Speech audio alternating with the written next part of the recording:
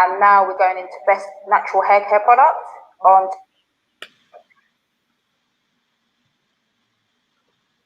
to Cheryl. Yeah.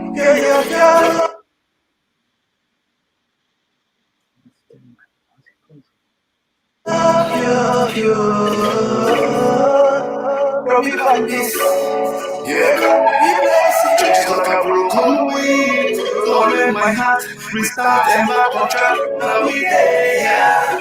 2020 is our youth, yeah. All our sorrows go soon pass away. Don't know you down, go soon have your way. No they want for you, can them. Pass me the go, make a bomb of this Babylon. We know you. Operation don't make you a winner. No matter all this ultimate power. No hate, wonderful evil. Just together. And now we're going into best natural.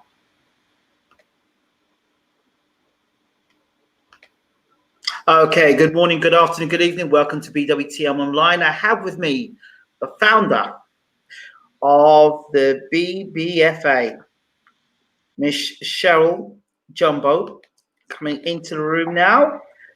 Good afternoon, Cheryl. How are you?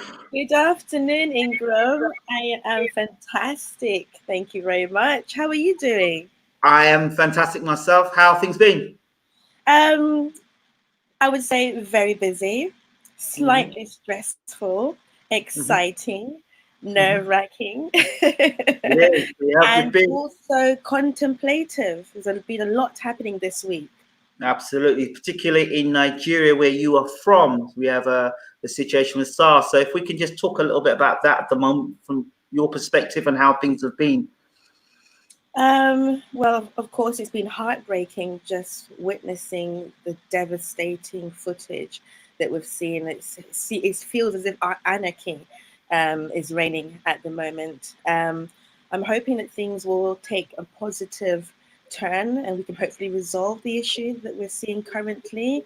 On a more personal note, and being in the diaspora, we like to connect and bridge the gap between us and the motherland. So our social media team is actually based in Lagos, and unfortunately they had to stop working this week due to being personally affected by what happened at the Lekki Gate toll on Monday. So yes, it's a very testing time. I'm so sorry to hear this. What do you think will be a good resolution to the things happening in Nigeria at the moment? Wow, that's a huge question. Our issues are multifaceted, multifactorial. So there's a lot that needs to be done. You know, the young people that were protesting were actually protesting against police brutality. And the outcome of that was people lost their lives. So, you know, it's hard to get your head around these things. Nigeria has some serious infrastructure and structural changes that need to be seen to. And I'm not sure where we begin to do that, but I think that that's what's needed before we can really start to see a change. It's not something that's going to happen overnight, but hopefully in time we'll start to see a better future for the youth of Nigeria, the Nigerian youth, I should say. So what part of Nigeria are you from? So I hail from River State, Port Harcourt, the south. Whoop, whoop, whoop. If we were to put a label, a more clear label, I would say that I am an Ijaw woman. And my language, my native tongue is Ibani. And yeah, where I'm from is actually a very diverse region of Nigeria. We have approximately 350 different ethnic groups from that area. And a lot of people don't know that Nigeria itself has approximately 400 to, well, at least 400 different languages spoken. Wow. We have a common dialect, which is Pidgin, which I'm sure you've heard. Very aware of. Yes, yes. So yeah, my parents came here when they were 19, and yeah, they had us, me and my 6 siblings here, I should say. Yes. So how often do you travel back and forth between Nigeria and London? I haven't been since 2013. Okay. I actually went there to work as an expat in Abuja. So I was interviewed and employed here and traveled over there and worked there for about a year within the beauty industry, actually. Helped to establish a salon and a spa out there in Abuja. Okay, that's good. I mean, so how do you find it from being in England, going to Nigeria, doing the work, applying your trade? What is it like out there, the differences, and what you appreciated while you were out there? Because some expats go back to their land and don't get treated with the sort of open arms that they would expect. So how's your experience been? That's a good question. So, of course, whenever you go to a big city and a new environment, you have to be mindful and careful. If you're coming to London as a tourist, for instance, you wouldn't be, found late roaming the West End. People would say, there's a particular time and place that you should not be. So, of course, you have to be mindful and careful. So, security is an issue, or a lack of security is an issue in Nigeria. I was very fortunate being an expat. I had a personal driver and lived in a hotel. It's not your usual Nigerian experience. But I am someone that likes to explore. I'm a bit of an adventurer. So I did try to get more into the grassroots level and really connect with people and enlighten and share my experiences of the United Kingdom and being, I guess, an Oyibo Pepe is what they call you out there. Because interestingly, you've been born here in the UK, you've lived here your whole life, you consider yourself British or in some cases English, but you're told that you're not.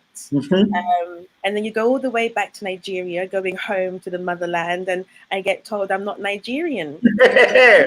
So you have no identity. Yeah, I feel I have an identity, but people tell me that that's not my identity. So it can be a little bit demoralizing, to be quite honest with you. But I understand why they might feel that way. I've been estranged from the cultures, the language, the way we do things, and just like a Nigerian coming here, he wouldn't be able to understand, who is, let's say, who Westwood is, for example. There's just things that we've grown up with that we identify as Brits here, I guess. So yeah, there's that challenge ultimately. So what's the biggest takeaway you can say from being in Nigeria for that year and then coming back to the UK? The biggest takeaway for me was that I was excited about the opportunities in Africa. Our people are hardworking, talented, motivated, but like here, some of the time we're looking for opportunities. And so a lack of opportunity can blight your future potentially. And that's why one of the reasons why the young people be marching. Excuse me, Ingram, please. It's okay, not a problem. Okay, yes. So what was the question? It's okay, no worry. For my attention. The takeaway from being in Nigeria, that year's experience, and coming back to the motherland, to the UK. Yeah, opportunities. When I was there, I went to set up somebody else's beauty business, and with all the ideas and being a person that is so creative, I started to see how I could bring my creativity home and make an impact. I'm really interested in job creation. Those are one of the things that I'm quite passionate about, which also feeds into the Black Beauty and Fashion Awards. By empowering entrepreneurs and celebrating good businesses, we support their growth as a business. And when a business grows, then potentially it can expand to recruit and employ new members of staff. And those people that are going to work are seen by their daughters, their family members, and can be inspiring. And so it has a knock-on effect on our communities. Sounds a bit like the things we do here at BWTM Online. There is definitely crossover there. So let's talk a bit more about this event, because obviously COVID's hit. So there's a big change. That I've been to your event before. Very well done. Met some fantastic people. within the industry, and people not actually in the industry were attracted to the industry. So that was and if anybody wants to check that out, check it out. BBFA on BWTM online. You can check that out. So COVID hits. How does that affect you?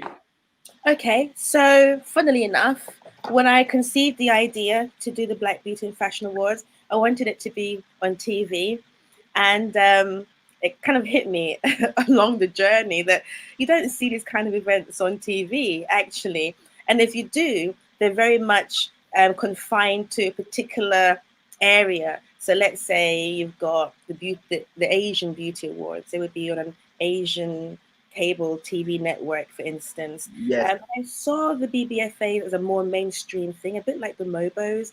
And I think the reason why I saw it as more mainstream is because of the influence that we have. You know, Caribbean music before Afrobeats, the impact it's had across continents. I mean, there's not many people that don't know reggae music or have heard of Stone Love or Bob Marley and Bob Marley. So we have an impact. Our style, our culture, people love it. And in terms of our beauty, you start to see the influence that Black beauty has across the world. People may deny it, but we influence the way people look, right down to cosmetic surgery. You know, I opened the newspaper the other day and I was horrified to see the Metro had an article on the British braid, and it was three cornrows, and I almost lost my mind. This is something that we have been doing to our hair since time immemorial, and all of a sudden now it's a trendy thing to do. You know, it's trendy now bums are trendy right now, and we've had bums forever. So there is an influence that we have through our beauty, our fashion, our style that I see everywhere I go, pretty much. So that's why I felt that the Black Beauty and Fashion Awards should be a mainstream event. So we started off in Porchester Hall. The great thing about physical events is people can come together, they can network. Like you said, you met a lot of interesting people that were not all connected to the industry, but saw the value of being there. And I think with COVID happening, it allowed my creativity to flourish more, and for the initial concept to now come into play, actually. As unfortunate as COVID has been, around August last year, I said to a few people, I'd like to do the show online. I think we can reach more people. I think that's really what these businesses need. They need exposure. They need to be seen. We need to edify our own. And I felt that the physical events were limiting. You can have a sellout event. Maybe you might have, 500-600 people there like we did last time. But this way, I believe we can reach more people, and I can help the businesses better this way. So I'm very excited to have created what you'd call a televised award show. It's not what you have seen maybe. There's been a lot of Zoom events where people sort of come on live and they talk and they go off, but this is actually a televised award show. It's like watching any other award show. And maybe if the guests cannot arrive, they might record their thank you speech and say, hey guys, thanks for acknowledging me. Can't be there with you tonight, but etc., etc., etc. So that's the kind of format that we've used. So everything is pre-recorded and edited into seamless 75-minute program. So, as a Black woman, there's some key issues that we've touched upon, some of them previously during this conversation, and I've been able to bring some of those things into the program. So, for instance, it's Black History Month this year. So we're talking about things that are pertinent to Black history and connecting the dots where we can within the context of the program. So I think it will also be a little enlightening. It's not just about makeup and fashion. It's also about identity. It's about legacy. It's about heritage. And I'm hoping people will enjoy it. One of the things that were mentioned to me is I'm hearing my voice. But anyway, one of the things that were mentioned to me that when I went to the awards was this event should be covered by the BBC. Why are we paying the BBC a TV license and we can't even see our own people on television doing positive things? Your thoughts? I couldn't agree more with you. I think that where the Black Beauty and Fashion Award becomes a challenge to some people, if I can be so bold, Be bold. I say it's an economic empowerment initiative. I'm not just here to celebrate looking good. Looking good is good business.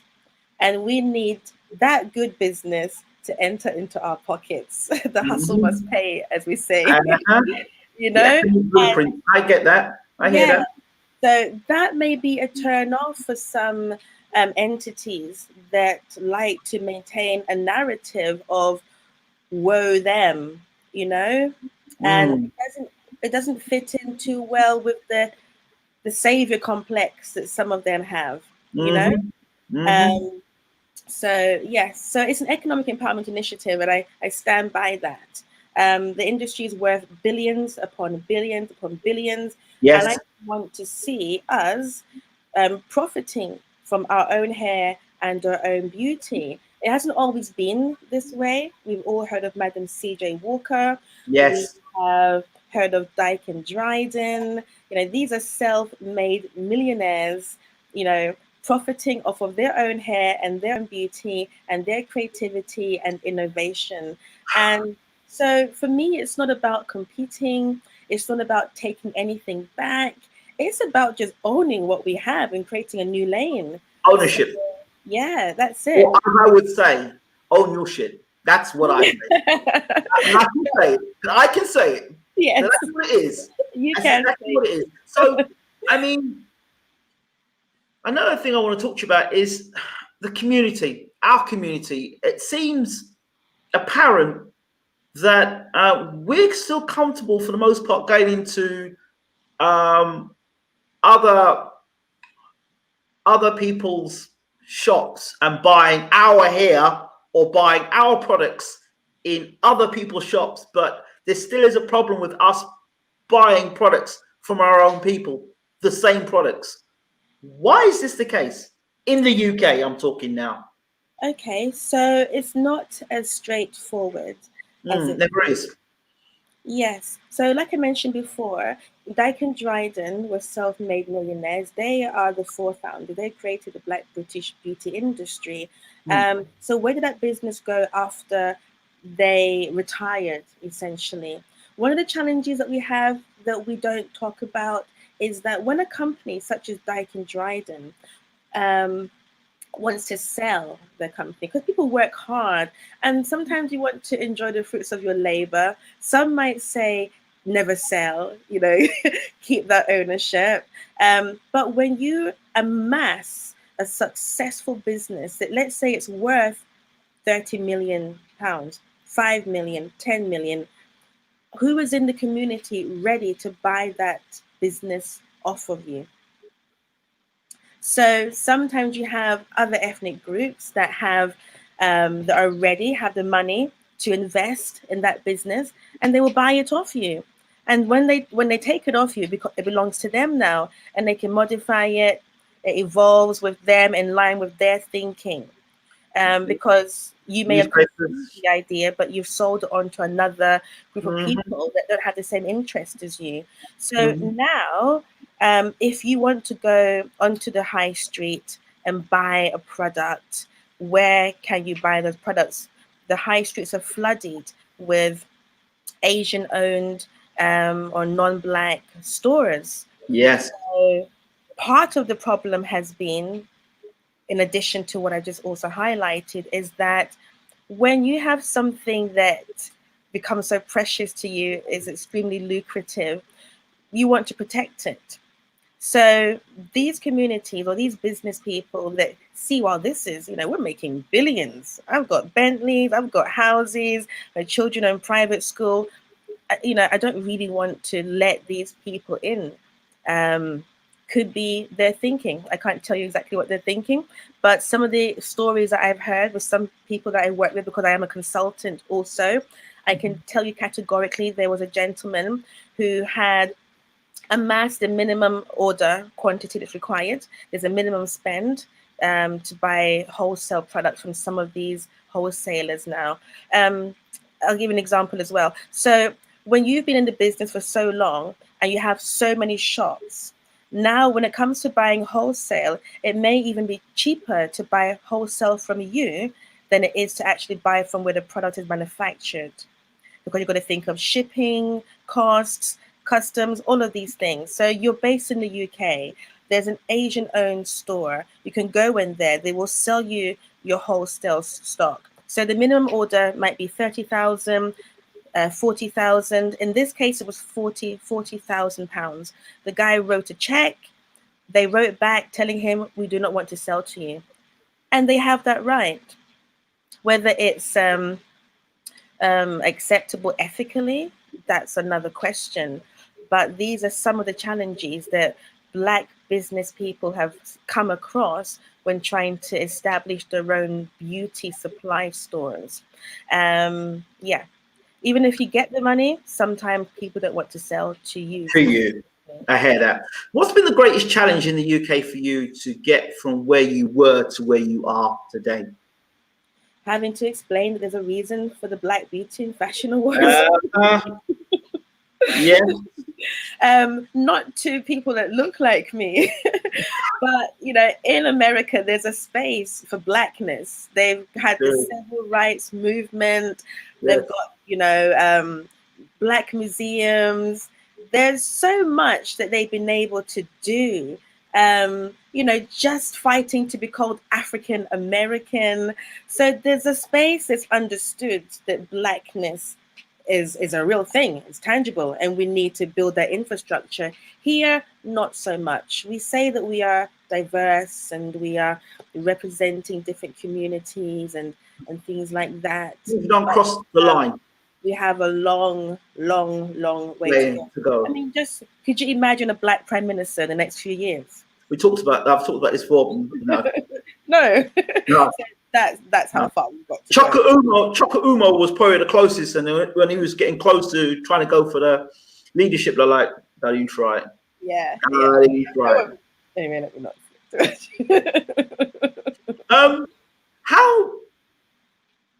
How difficult has it been for you to get support from the community? It's, you know, I am, you know, I've heard many Black people say publicly and in private that Black people don't support each other, right. have issues. Maybe I'm one of the lucky ones, but the average Black person that I encounter, the average, is more than helpful towards me, is supportive towards me. That's my experience, you know. When I first came from Glasgow, I had a very thick Scottish accent. People could understand the word that I was saying. And but one of the things I noticed about the Black community in London was that Jamaicans or the West Indians didn't like the Africans, and the Africans didn't like the Jamaicans. Yep. And coming from Scotland, sounding like, let's see what ain't hen. Hi, how you doing? I was like, what's wrong with these people? You're all Black. You do know that you're all Black, right? You're all the same to me. So, you know, so these are some of the challenges. I think that we need to see ourselves as one people. One nation. Yes, but it's easy to say that. It is. Because, like, you're from the Grenada, isn't it? Grenada, yes. Yes. So you have grown up with an understanding of your culture, a way of doing things, an identity. And then I, being Nigerian, have been grown in a similar way. So now you put us together and they say you're the same. We are the same, but we have differences now. I'll tell you, I had to do a lot of unlearning from what I've been in the UK. I had to do a lot of unlearning and then learning of my own culture. I knew about the English culture, the Queen, this and that, and Prince Philip and all this stuff. That's not me. Even What's though, that got to do with me? I know about my family history in Africa and the slaves, and more than that, the kings and queens that walked the earth. Those things, yes, the greatness of being black. That stuff that is really, when you're younger, you're getting taught in school that you're slaves. You were slaves. Anything you look screen, you're slaves, and anything else that looked outside of yourself was great, was God, or was greater than you. White is great, black is bad. So you have a lot of unlearning and unpacking to do to drop absolutely, those narratives and then rebuild. And absolutely.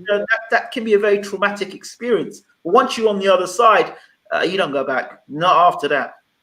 Absolutely.